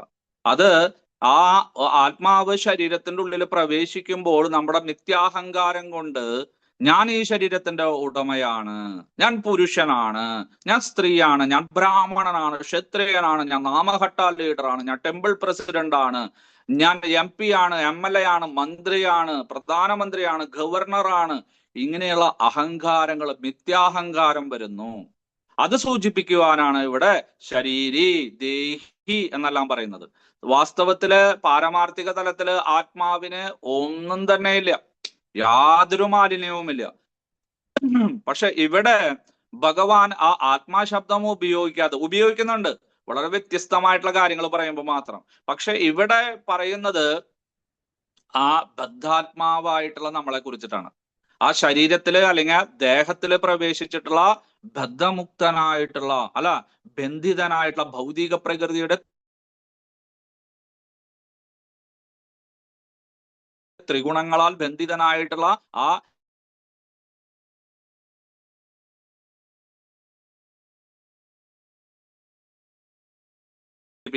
അതുകൊണ്ടാണ് ഇവിടെ ശരീരി, ദേഹി എന്നെല്ലാം പറഞ്ഞിരിക്കുന്നത്. വ്യത്യാസം മനസ്സിലാക്കണേ. അല്ലാണ്ട് ശരിക്കുള്ള ആത്മാവിനെ കുറിച്ചിട്ടുള്ള, ശരിക്കുള്ള ആത്മാവിന് ഒന്നും തന്നെ ഇല്ല, അതിന് പറയേണ്ട ആവശ്യമില്ല. പക്ഷെ ആ ഒരു ആത്മാവ് തന്നെ നമ്മുടെ ഈ ഭൗതിക ശരീരത്തിൽ പ്രവേശിച്ചു കഴിയുമ്പോൾ എന്ത് സംഭവിക്കുന്നു? ഭൗതിക പ്രകൃതിയുടെ ത്രിഗുണങ്ങളെ കൊണ്ട് അതിന് സംഭവിക്കുന്നു. ഇപ്പോ ഒരു വെള്ള ലൈറ്റ്, നല്ല തെളിച്ചമുള്ള വെള്ള ലൈറ്റ്, സാധാരണ നമ്മുടെ ബൾബോ ട്യൂബോ വിചാരിക്കും നിങ്ങൾ, അതിന്റെ മുന്നില് ചുവന്ന നിറത്തിലുള്ള തുണിയോ അല്ലെങ്കിൽ വർണ്ണക്കടലാസോ വെച്ച് കഴിഞ്ഞാൽ അതിൽ നിന്ന് വരുന്ന പ്രകാശം എന്തായിരിക്കും? ആ വർണ്ണക്കടലാസിനെ ആശ്രയിച്ചിരിക്കും, അല്ലെ? ചുവപ്പാണെങ്കിൽ ചുവപ്പ് വെളിച്ചം, പച്ചയാണെങ്കിൽ പച്ച വെളിച്ചം, അല്ലെ? പക്ഷെ പ്രകാശം എങ്ങനെയായിരുന്നു? നിങ്ങൾ നേരത്തെ ശുദ്ധമായിരുന്നു, നല്ല വെളുത്തതായിരുന്നു, സൂര്യപ്രകാശം പോലെ ആയിരുന്നു. പക്ഷെ ഇവിടെ ആ വർണ്ണക്കടലാസുകളെ കൊണ്ടപ്പോ എന്ത് സംഭവിച്ചു? അതിന് ആ മാറ്റം വന്നു. ഇതുപോലെയാണ് ഭൗതിക പ്രകൃതിയുടെ ത്രിഗുണങ്ങള്. ഹന്യതേ ഹന്യമാനേ ശരീരേ, ഇതിനെ ഒന്നും തന്നെ ഹനിക്കുവാൻ സാധിക്കില്ല അർജുന. അപ്പോ വീണ്ടും ആത്മാവിനെ കുറിച്ചിട്ട് ഇനി എന്തെങ്കിലും വേറെ ചിന്തകളുണ്ടോ അർജുനന്? അങ്ങനെ അതും ദൂരീകരിക്കാമെന്ന് പറഞ്ഞ് ഭഗവാൻ വീണ്ടും ആത്മാവിന്റെ ഗുണഗണങ്ങൾ ഇങ്ങനെ വിസ്തരിക്കുകയാണ്. ശ്ലോകം 21 ശ്രീ ഭഗവാനുവാച വേദാ വിനാശിനം നിത്യം യാ ഏനാമജമവ്യയം കഥം സാ പുരുഷ പാർത്ത കം ഘാതയതി ഹന്തികം. വിവർത്തനം: അല്ലയോ പാർത്ത, ആത്മാവ് നാശമില്ലാത്തവനും അജനും പരിണാമങ്ങളില്ലാത്തവനുമാണെന്ന് അറിയുന്ന ഒരാൾക്ക് ആരെയെങ്കിലും കൊല്ലാനോ കൊലയ്ക്ക് പ്രേരിപ്പിക്കാനോ എങ്ങനെ കഴിയും? ഈ ശ്ലോകത്തിന്റെ ആശയവിശദീകരണം, ഭാവാർത്ഥം എഴുതിയ അഭയചരണാരവിന്ദ ഭക്തിവേദാന്ത സ്വാമി പ്രഭുപാദ് മഹാരാജ് കി ജയ്. എല്ലാറ്റിനും ഉണ്ട് അതിൻ്റെതായ പ്രയോജനം. ശരിയായ പ്രയോജനമുണ്ടാത്തക്കത വിധം വേണ്ടത് വേണ്ട സന്ദർഭത്തിൽ ഉപയോഗിക്കുവാൻ പൂർണ്ണജ്ഞാനമുള്ള ഒരാൾക്കറിയാം. ഹിംസ കൊണ്ട് പ്രയോജനമുണ്ട്, അതെവിടെ പ്രയോഗിക്കണമെന്നും എങ്ങനെയെന്നും ഈ ജ്ഞാനമുള്ളവരാണ് നിശ്ചയിക്കേണ്ടത്. സമാധാനപ്രിയനായ ജഡ്ജി ഒരു ഘാതകന് മരണശിക്ഷ വിധിച്ചാൽ അതിന് അദ്ദേഹത്തെ കുറ്റപ്പെടുത്താൻ വയ്യ. നീതിശാസ്ത്ര അനുസൃതമായിട്ടാണ് അദ്ദേഹം മറ്റൊരാളെ ഹിംസിക്കുവാൻ ആജ്ഞാപിക്കുന്നത്. ഒരു ഘാതകൻ അയാൾ ചെയ്ത കൊടുംപാപത്തിന്റെ ഫലം അടുത്ത ജന്മം അനുഭവിക്കാൻ ഇടവരാതിരിക്കാൻ മരണശിക്ഷയ്ക്ക് വിധിക്കണം. മനുഷ്യ സമൂഹത്തിന്റെ നിയമഗ്രന്ഥമായ മനുസംഹിത ഇതിനെ പിന്താങ്ങുന്നുണ്ട്. അപ്പൊ ഇവിടെ എന്തിനാണ് ഭഗവാൻ ആജ്ഞ നൽകുന്നത്? ഭഗവാൻ എന്തിനാണ് യുദ്ധത്തിന് പ്രേരിപ്പിക്കുന്നത് എന്നെല്ലാം ചിലപ്പോൾ മറ്റുള്ള ആളുകളെല്ലാം നമ്മെ പരിഹസിച്ചേക്കാം, ചോദ്യം ചെയ്തേക്കാം. പക്ഷെ അതിന് ശാസ്ത്രീയമായിട്ടൊരു വശമുണ്ട്. വേദാവിനാശിനം നിത്യം, നല്ല പോലെ അറിയൂ പാർത്ഥ, പ്രതയുടെ പുത്ര, കുന്തിപുത്ര, അർജുന നീ അറിയൂ, അവിനാശിനം നിത്യം, ഇവൻ അവിനാശിയാണെന്ന് നീ അറിയൂ. അല്ലെ, നേരത്തെ അജൻ, നിത്യൻ, അവ്യയൻ, പുരാണൻ, ശാശ്വതൻ എന്നൊക്കെയും പറഞ്ഞു. ഇനിയും ഭഗവാന് എത്ര വർണ്ണിച്ചിട്ടും തൃപ്തി വരുന്നില്ല. അല്ലെങ്കിൽ വേദവ്യാസ മഹർഷിക്ക് ആത്മാവിനെ കുറിച്ചിട്ട് പറയാതെ യാതൊരു തരത്തിലുള്ള സമാധാനം ഇല്ല. കാരണം ശാസ്ത്രീയമായിട്ടുള്ള ഗ്രന്ഥമാണ്, എല്ലാ ഗ്രന്ഥങ്ങളുടെയും അമ്മയാണ്. അല്ലെ, അംബത്വാമനുസന്ധതാമി ഭഗവത്ഗീതേ ഭവദ്വേഷിണിയും. നമ്മുടെ സംശയങ്ങൾ പൂർണ്ണമായിട്ടും നീക്കിയിട്ട് ഭവദ്വേഷിണിയാക്കേണ്ടവളാണ്. അപ്പൊ അതുകൊണ്ട് യാതൊരു തരത്തിലുള്ള ഇവിടെ ഒരു ചെറിയൊരു വ്യത്യാസം പോലും വരാൻ പാടില്ല. പൂർണ്ണമായിരിക്കണം, പരിപൂർണമായിരിക്കണം. അതുകൊണ്ട് അവിനാശിയാണ് അയം, ഇവൻ. ആര്? ആത്മാവ്. ഈ ഒരു ആത്മാവുണ്ടല്ലോ, അവൻ അവിനാശിയാണെന്ന് നീ അറിഞ്ഞാലും, വേദ അറിവ്, വിത്ത്, അല്ലെ, വിത്ത് ധാതുവിൽ നിന്നാണ് വേദ അറിവ്, നീ അറിഞ്ഞാലും നിത്യം, ഇവൻ നിത്യനാണ്. യാ ഏനം അജൻ, ഇവൻ ജനനരഹിതനാണ്. അവ്യയൻ, ഇവന് വ്യയം സംഭവിക്കില്ല. നമ്മുടെ നഖങ്ങൾ നഷ്ടപ്പെടും, മുടി നഷ്ടപ്പെടും, അല്ലെ, നമ്മുടെ ചിലപ്പോ കൈകാലുകൾ നഷ്ടപ്പെടും, കണ്ണുകളോ പല്ലുകളോ നഷ്ടപ്പെടും. അപ്പൊ എന്താണ്? നമുക്ക് വ്യയം സംഭവിച്ചിരിക്കുന്നു, നമുക്ക് ജീർണനം സംഭവിച്ചിരിക്കുന്നു, നമ്മൾക്ക് കുറെ വസ്തുക്കൾ നഷ്ടമായി. എന്താ നഷ്ടമായത്? നിങ്ങളുടെ ഉണ്ടായത്, അല്ലെ, നിങ്ങളുടെ അമ്മയുടെ ഉദരത്തിൽ വെച്ചോ അല്ലെങ്കിൽ അമ്മയുടെ ഉദരത്തിൽ നിന്ന് പുറത്തേക്ക് വന്നതിന് ശേഷം ഉണ്ടായിട്ടുള്ള വസ്തുക്കളാണ് നിങ്ങൾക്ക് നഷ്ടപ്പെട്ടത്. ഉണ്ടായതെല്ലാം നശിച്ചേ മതിയാകൂ. പക്ഷെ ഇവന് ഒന്നും തന്നെ നഷ്ടപ്പെടുന്നില്ല. കാരണം എന്തെങ്കിലും ഉണ്ടോ? ഇല്ല, നിരവയവമാണ്, നിർഭാവമാണ്. ഭാവമില്ല എന്ന് പഠിച്ചു കഴിഞ്ഞ പ്രാവശ്യം. ഇപ്പൊ പറയണു അവയവങ്ങളും ഇല്ല.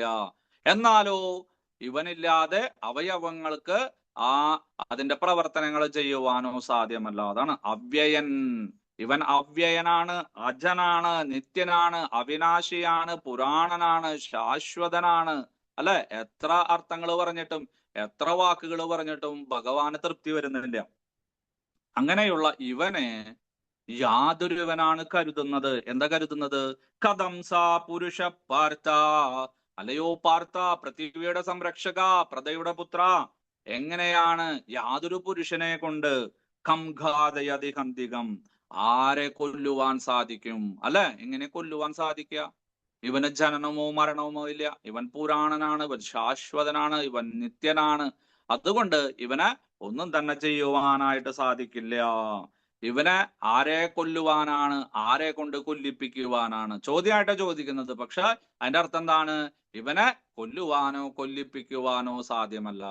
ഇനി നീ വിചാരിക്കുന്നു ഞാൻ മുത്തച്ഛനെ കൊന്നു, അല്ലെങ്കിൽ ഞാൻ മുത്തച്ഛനെ കൊല്ലുവാൻ പോകുകയാണ്, കൃഷ്ണൻ പറഞ്ഞിട്ടാണ് കൊല്ലുന്നത്, ഗോവിന്ദൻ പറഞ്ഞിട്ടാണ് കൊല്ലുന്നത്, എനിക്ക് അവരെ കൊല്ലിപ്പിക്കുവാനും പറയുവാനുള്ള യാതൊരു അധികാരമില്ല. ഞാൻ പറഞ്ഞാലും നീ അവരെ കൊല്ലുവാനും പോകുന്നില്ല. പിന്നെ എന്ത് ചെയ്യാനാ പോകുന്നത്? അവരുടെ ഭൗതിക ശരീരം നശിപ്പിക്കുവാനാണ്. അല്ലെ, പാവങ്ങള് എത്ര വയസ്സായി അവർക്ക്? അർജുനന് തന്നെ ഇപ്പൊ 77 വയസ്സായി, യുവാവായിട്ടാ വന്നിരിക്കുന്നത്. 77 വയസ്സില് ആലോചിച്ച് നോക്കൂ. അല്ലെ, ഇവിടെ 10-60 കിലോ ഭാരമുള്ള ഗാണ്ഡീവവും വളരെ വലിയ ഗദയും അമ്പും അല്ലെങ്കിൽ വാളും പരിചയവും എല്ലാം പിടിച്ചിട്ടാ വന്നിരിക്കുന്നത്. 77 വയസ്സ്. അപ്പൊ ഇദ്ദേഹത്തിന്റെ ഭീമൻ ചേട്ടന് 78 വയസ്സ്, അല്ലെ? യുധിഷ്ഠിരൻ ചേട്ടന് 79 വയസ്സ്. 10 വയസ്സ് മൂത്തതാണ് നമ്മുടെ കർണൻ ചേട്ടൻ. ഇവരൊക്കെ ഉണ്ട്. ഇനി ദുര്യോധനനും ഭീമസേനനും തുല്യ വയസ്സാണ്, 78 വയസ്സ്. രണ്ടുപേരും ഒരേ മാസത്തിലാണ് ജനിച്ചത്. അങ്ങനെ 78 വയസ്സ്. അദ്ദേഹത്തിന്റെ പിതാവാണ് ധൃതരാഷ്ട്ര മഹാരാജാവ്. ധൃതരാഷ്ട്ര മഹാരാജാവിന്റെ അച്ഛനായിട്ട് കരുതുന്നതാണ് വിചിത്രവീര്യൻ. വിചിത്രവീര്യന് വിചിത്രവീര്യൻ ജനിക്കുന്ന സമയത്ത് ഭീഷ്മ പിതാമഹന് 25 വയസ്സുണ്ടായിരുന്നു. അപ്പൊ എത്ര വയസ്സുണ്ടെന്ന് ആലോചിച്ച് നോക്കിയ. അതുപോലെ തന്നെ ദ്രോണാചാര്യരും കൃപാചാര്യരും കാശി രാജാവും എല്ലാവരും. അപ്പൊ ഇവരെല്ലാം ആ ഭൗതിക ശരീരം കൊണ്ട് ക്ലേശം അനുഭവിക്കുന്നവരാണ്. അപ്പൊ അതുകൊണ്ട് ഇവർക്ക് മുക്തി കൊടുക്കണം, മോക്ഷം കൊടുക്കണം. ഭഗവത് ഭക്തന്മാരാണ്. അപ്പൊ അതുകൊണ്ട് നിമിത്തമാത്രം ഭവ സവ്യസാചിൻ, നിന്നെ നിമിത്തമാക്കിയിട്ട് ഞാൻ ഇതാ അവർക്ക് പുതിയ ശരീരം കൊടുക്കുന്നു, പുതിയ വസ്ത്രം കൊടുക്കുന്നു. അല്ലാതെ എനിക്ക് വേണമെങ്കിൽ അവരെ വധിക്കാം, ഇല്ലാതാക്കാം. അല്ല, ജനിച്ചവർക്ക് ഒരിക്കൽ മരണമുണ്ട്. പക്ഷെ അത് നിന്റെ കൈ കൊണ്ടാവുമ്പോഴോ നിനക്ക് പ്രേയസം വരും, ശ്രേയസ്സും വരും, അല്ല, പേരും പ്രശസ്തിയും വരും. മാത്രമല്ല സ്വധർമ്മം ആചരിക്കുന്നു. സ്വധർമ്മം നിധനം ശ്രേയ. സ്വധർമ്മം ആചരിക്കുന്നതിലൂടെ മാത്രമേ നമുക്ക് ശ്രേയസ് ലഭിക്കുകയുള്ളൂ അർജുന. പരധർമ്മ സുനിഷ്ഠിതാത്. പരധർമ്മങ്ങളൊക്കെയും അനുഷ്ഠിച്ചു കഴിഞ്ഞാൽ സുഖമൊക്കെ ഉണ്ടാവും, പിന്നെ വലിയ ക്യാമത്തരൊക്കെയും ഭാവിക്കാൻ പറ്റും. പക്ഷെ നിനക്ക് ശ്രേയസ് ഉണ്ടാവില്ല. ശ്രദ്ധിക്കണേ. ഇപ്പൊ നമ്മൾ പറഞ്ഞിട്ടുള്ള, നമ്മുടെ നാമഹട്ട ലീഡർ പറഞ്ഞിട്ടുള്ള, അല്ലെങ്കിൽ നമ്മുടെ ആചാര്യൻ പറഞ്ഞിട്ടുള്ള നമ്മുടെ സ്വധർമ്മമേ അനുഷ്ഠിക്കാൻ പാടുള്ളൂ. അയ്യോ ഈ ചെറിയ ജോലിയാണോ, അയ്യോ ഈ ചെറിയ സേവയാണോ, ആൾക്കാരൊന്നും ശ്രദ്ധിക്കില്ലെങ്കിൽ ആൾക്കാർ ശ്രദ്ധിക്കണം, നല്ല സേവ വേണം എന്ന് പറഞ്ഞ് നമ്മുടെ സ്വധർമ്മത്തെ ഉപേക്ഷിച്ച് പരധർമ്മത്തെ നിങ്ങൾ ചെയ്യാൻ പോകുകയാണെങ്കിൽ നിങ്ങൾക്ക് അവരൊക്കെ നിങ്ങളെ ഗ്ലോറിഫൈ ചെയ്യും. പക്ഷെ നിങ്ങളുടെ ജീവിതത്തിൽ യാതൊരു ഗണ്യമായിട്ടുള്ള മാറ്റവും വരില്ല. അപ്പൊ അതുകൊണ്ട് സ്വധർമ്മം നിധനം ശ്രേയ 2 പ്രാവശ്യം പറയേണ്ട ഭഗവാൻ ഭഗവത്ഗീതയില്. ഇപ്പൊ 2 പ്രാവശ്യം പറയണമെന്ന് വെച്ചാൽ എന്തെങ്കിലും പ്രത്യേകത വേണ്ടതിന് ഉണ്ട്. അതുകൊണ്ട് എല്ലാവരും സ്വധർമ്മം ആചരിക്കുക. ഒരു ഭക്തന്റെ അല്ലെങ്കിൽ ഒരു ഭർത്താവിന്റെ, ഭാര്യയുടെ, നാത്തൂന്റെ, അമ്മായിമ്മയുടെ, പേരക്കുട്ടിയുടെ, നാമഹട്ട ലീഡറിന്റെ ഏതൊക്കെ സ്ഥലങ്ങളിലാണ് നിങ്ങൾ നിങ്ങളുടെ സ്വധർമ്മത്തെ, നിങ്ങൾ അവിടുത്തെ അവസ്ഥ അനുസരിച്ചിട്ട്, അവിടുത്തെ സാഹചര്യം അനുസരിച്ച് നിങ്ങളുടെ സ്വധർമ്മം നല്ല പോലെ ആചരിച്ചനുഷ്ഠിക്കുക. അതുകൊണ്ട് അർജുന, നീ നിന്റെ സ്വധർമ്മത്തെ ചെയ്യൂ. എഴുന്നേൽക്കൂ. തസ്മാത് യുദ്ധസ്വ ഭാരത. എഴുന്നേൽക്കൂ. നിന്റെ പ്രമാദം, ആലസ്യം, മൗഢ്യം, വ്യാമോഹം, സമ്മോഹം ഇതെല്ലാം ഉപേക്ഷിച്ചിട്ട്, അവർക്കൊന്നും മരണമില്ല, അല്ലെ? അവരൊന്നും ജനിക്കുന്നുമില്ല. അവര് ശാശ്വതമാണ്, അജമാണ്, അവ്യയനാണ്, അവിനാശിയാണ്, വിനാശിയാണ് എന്നെല്ലാം വിചാരിച്ചിട്ട് നീ എഴുന്നേൽക്കൂ, യുദ്ധം ചെയ്യൂ. അല്ല, ഇത് ആവർത്തന വിരസത ഉണ്ടാക്കുന്നുണ്ടല്ലോ പ്രഭു. 3 ശ്ലോകങ്ങളില് ഇത് തന്നെയാണ് പറയുന്നത് എന്ന് പറഞ്ഞാൽ ആധ്യാത്മിക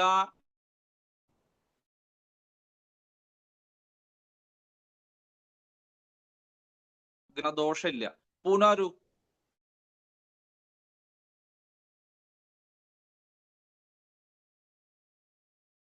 ഗ്രന്ഥങ്ങളിലോ അല്ലെങ്കിൽ മാസികകളിലോ വാരികകളിലോ ഒക്കെയും നിങ്ങൾ വന്നു കഴിഞ്ഞാൽ നിങ്ങൾക്ക് ആവർത്തന വിരസത ഉണ്ടാവും, അല്ല, ഒരു സുഖം കിട്ടില്ല. ഇത് വീണ്ടും വീണ്ടും ഇത് തന്നെയാണല്ലോ എന്ന് പറയാം. പക്ഷെ ഗ്രന്ഥങ്ങളില്, ആധ്യാത്മിക ഗ്രന്ഥങ്ങളില് പുനരുക്തി ദോഷമില്ല. എന്താ കാരണം? എന്തിനു വേണ്ടിയിട്ടാ? നമ്മുടെ ശ്രേയസിന് വേണ്ടിയിട്ട്, നമ്മുടെ അജനന മരണമില്ലാത്ത ലോകത്തിലേക്ക് പോകാൻ, മുക്തിക്ക്, മോക്ഷത്തിന്, ശാന്തി, സമാധാനത്തിന് വേണ്ടിയിട്ടാണ് ഭഗവാൻ പറയുന്നത്, അല്ലെ? ഒരു അധ്യാപകനോ അധ്യാപികയോ വന്നിട്ട് രാവിലെ വന്നിട്ട് A+B² അല്ലെങ്കിൽ പൈതഗോറസ് തിയറി അല്ലെങ്കിൽ വേറെ ഏതെങ്കിലും ഒരു കാര്യം പറയും. 1-ാം പാനിപ്പട്ട് യുദ്ധം അല്ലെങ്കിൽ 1-ാം ലോക മഹായുദ്ധത്തിന്റെ കാരണവും അനന്തര ഫലങ്ങളും വിസ്തരിക്കുക, 10 മാർക്ക്. ടീച്ചർ ഇതന്നെയല്ലേ കഴിഞ്ഞ ആഴ്ചയിലും ഞങ്ങളോട് ചോദിച്ചത്? അതെ, ഇത് നിങ്ങളുടെ ആനുവൽ എക്സാമിന് വരും, ആ മുഴുവൻ കൊല്ല പരീക്ഷയ്ക്ക് വരുന്നതാണ്, പബ്ലിക് എക്സാമിന് വരും കുട്ടികളെ. ഇത് 10 മാർക്കുണ്ട്, അല്ലെ? അങ്ങനെ പറഞ്ഞ് ടീച്ചർക്ക് അറിയാം 100% അത് വരുന്നു. അങ്ങനെ ഇവരത് പഠിച്ചു, എഴുതി, മാർക്ക് കിട്ടി. അപ്പൊ നമ്മളെ വിജയത്തിലേക്ക് കൊണ്ടുപോകാനായിട്ട്, അല്ലെങ്കിൽ നമ്മുടെ ശാശ്വതമായിട്ടുള്ള മോക്ഷത്തിനും മുക്തിക്കും വേണ്ടിയിട്ട് ഭഗവാൻ അല്ലെങ്കിൽ ആധ്യാത്മിക ഗുരു വീണ്ടും വീണ്ടും ഒരേ കാര്യങ്ങളെ ആവർത്തിക്കും. മന്മന ഭവ മദ്ഭക്ത മദ്യാജീമാം നമസ്കുരു എന്നെല്ലാം ഇടയ്ക്കിടയ്ക്ക് ഭഗവാൻ പറയാൻ പോകുന്നുണ്ട്. ഭഗവാന് വേറെ പണിയൊന്നുമില്ല, ഇതന്നെ പറഞ്ഞുകൊണ്ടിരിക്കുക എന്ന് ചോദിച്ചു കഴിഞ്ഞാൽ അത് ഭഗവാൻ പറയും, ആധ്യാത്മിക ഗുരു പറയും, ശിക്ഷാഗുരു പറയും, ദീക്ഷാഗുരു പറയും, അല്ലെ? നാമഘട്ട ലീഡർ പറയും. എന്തിനു വേണ്ടിയിട്ടാണ്? നിങ്ങളുടെ ശ്രേയസ്സിന് വേണ്ടിയിട്ട്, നിങ്ങളുടെ ഉന്നതിക്ക് വേണ്ടിയിട്ട്.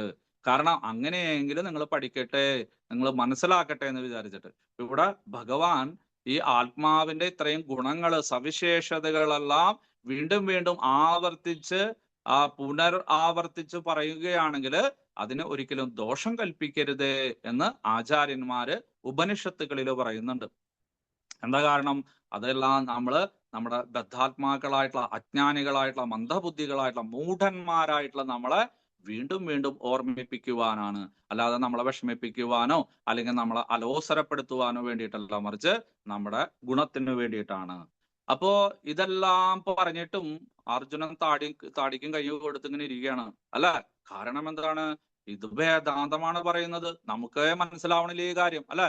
എല്ലാവരുടെയും തലയിൽ നിന്ന് അവിടുന്ന് പുകയും തീയൊക്കെ വമിക്കുന്നുണ്ട്. അതുപോലെ പാവം അർജുനനും ഇങ്ങനെ ഭഗവാന്റെ മുഖത്ത് നോക്കിയിരിക്കുക. ഭഗവാന് കാര്യം മനസ്സിലായി.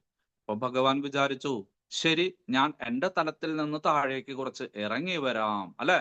എങ്ങനെയാണ് ആ ബിരുദാനന്തര ബിരുദം, PhD ഒക്കെ എടുത്തിട്ടുള്ള, അല്ലെങ്കിൽ MSc, MTech അല്ലെങ്കിൽ MPhil ഒക്കെ എടുത്തിട്ടുള്ള ടീച്ചർമാര് ആ ലോവർ പ്രൈമറി കുട്ടികളുടെ ഇടയിലേക്ക് താഴേക്ക് ഇറങ്ങി വന്ന് അവരുടെ കൂടെ ഉദാഹരണങ്ങള്, ദൃഷ്ടാന്തങ്ങളൊക്കെ പറഞ്ഞിട്ട് അവരെ ഇതൊക്കെ കാണിച്ച് ഇത് പഠിപ്പിക്കുന്നത് കണ്ടില്ലേ കുട്ടികളെ എന്നൊക്കെ പറഞ്ഞിട്ട് പഠിപ്പിക്കുന്നത്. അതുപോലെ ഭഗവാൻ താഴേക്ക് ഇറങ്ങി വരാനായിട്ട് ആരംഭിച്ചു.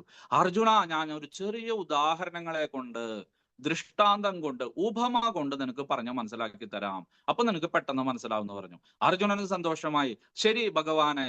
അങ്ങനെ ഭഗവാൻ നമ്മുടെ നിത്യോപയോഗ സാധനങ്ങൾ വെച്ചിട്ട് അർജുനൻ ജീവിതത്തിൽ കാണുകയും എപ്പോഴും അതുമായിട്ട് സമ്പർക്കമുള്ള വസ്തുക്കളെ ഉപയോഗിച്ചിട്ട്, അല്ലാണ്ട് നമ്മുടെ പോലെ കാണാത്ത വസ്തുക്കളോ അല്ലെങ്കിൽ നമ്മുടെ സങ്കല്പികാത്മകമായിട്ടുള്ള, അല്ല, രാഷ്ട്രീയക്കാര് പറയുന്ന ഓരോ വാചകങ്ങളൊന്നും എടുത്തിട്ട് ആകെ നമ്മുടെ തല പെരിപ്പിക്കുന്ന പോലെയൊന്നല്ല പറയാം. ഭഗവാൻ ആ നൈമിത്തികമായിട്ടുള്ള കർമ്മങ്ങളില് നമ്മൾ ഉപയോഗിക്കുന്ന വസ്തുക്കൾ ഉപയോഗിച്ച്, അഗ്നി, വെണ്ണീർ, വിറക്, പൂക്കള്, വഞ്ചി, നൗക, പട്ടം, ചരട്, കടല്, ആമ, പിന്നെ മത്സ്യം, താമരവള്ളി. അയ്യോ, ചിന്തിക്കാൻ പറ്റും. നമ്മുടെ ഉദാഹരണങ്ങൾ വേറെ. അപ്പൊ ഇവിടെ ചെറിയൊരു ഉദാഹരണത്തിൽ കൂടെ എപ്രകാരമാണ് മനുഷ്യന്റെ ജനനവും മനുഷ്യന്റെ മരണവും, അതായത് ഭൗതിക ശരീരത്തിൽ നിന്ന് ഒരു ജീവാത്മാവ് ആ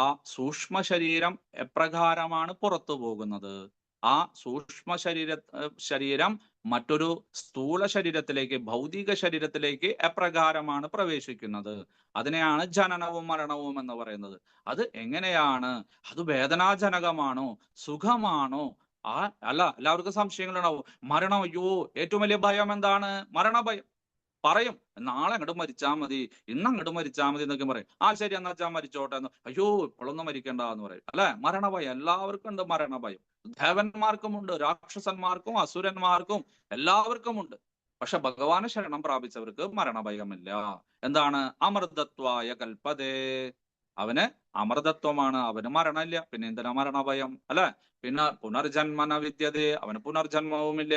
പിന്നെ എന്തിനാ ഭയക്കേണ്ട ആവശ്യം? അപ്പൊ ഈ ജനനത്തെക്കുറിച്ചും മരണത്തെക്കുറിച്ചും ഒരു ചെറിയ ഉദാഹരണത്തിൽ കൂടെ, ദൃഷ്ടാന്തത്തിൽ കൂടെ ഭഗവാൻ വിസ്തരിക്കുന്നു. ശ്ലോകം 22 ശ്രീ ഭഗവാനുവാച വാസാംസി ജീർണാനി യഥാ വിഹായ നവാനി ഗൃഹ്ണാതി നരോ പരാണി തദാ ശരീരാണി വിഹായ ജീർണാനി അന്യാനി സംയാതി നവാനി ദേഹി.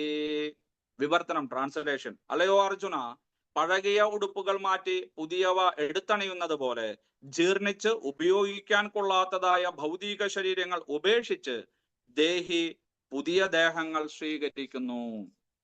ഈ ശ്ലോകത്തിന്റെ ആശയവിശദീകരണം, ഭാവാർത്ഥം എഴുതിയ അഭയചരണാരവിന്ദ ഭക്തി വേദാന്ത സ്വാമി പ്രഭുപാദ് മഹാരാജ് കി ജയ്. അണുമാത്രനായ ജീവാത്മാവ് ഒരു ദേഹം വിട്ട് മറ്റൊന്നിൽ പ്രവേശിക്കുന്നു എന്നത് പരക്കെ അംഗീകൃതമായൊരു വസ്തുതയാണ്. ആത്മാവുണ്ട് എന്നതിൽ വിശ്വസിക്കാത്തവരും അതേസമയം തന്നെ ഹൃദയത്തിൽ നിന്നുള്ള ഊർജത്തിന്റെ ഉറവിടമെന്തെന്ന് വിവരിക്കാൻ കഴിയാത്തവരുമായ ആധുനിക ശാസ്ത്രജ്ഞന്മാർക്ക് പോലും ബാല്യത്തിൽ നിന്ന് കൗമാരത്തിലേക്കും അവിടെ നിന്ന് യൗവനത്തിലേക്കും പിന്നീട് വാർദ്ധക്യത്തിലേക്കും പ്രവേശിക്കുമ്പോൾ ശരീരത്തിനുണ്ടാകുന്ന പരിണാമങ്ങളെ നിഷേധിക്കാനാവില്ല. വാർദ്ധക്യത്തോടെ ഈ പരിണാമം മറ്റൊരു ശരീരത്തിലേക്ക് മാറ്റപ്പെടുന്നു.